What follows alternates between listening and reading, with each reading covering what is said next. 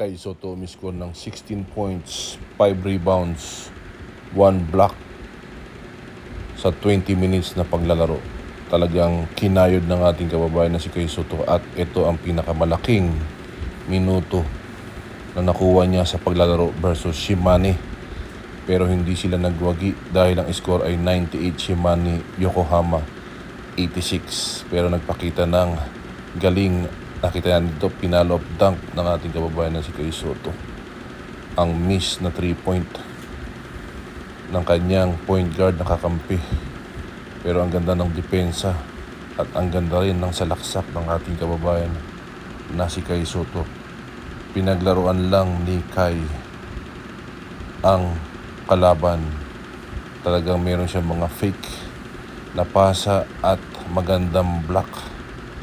Grabe ang pagkakadakdak ng ating kababayan na si Kai Soto. 16 points, 5 rebounds at 1 block sa 20 minutes of play versus Shimane.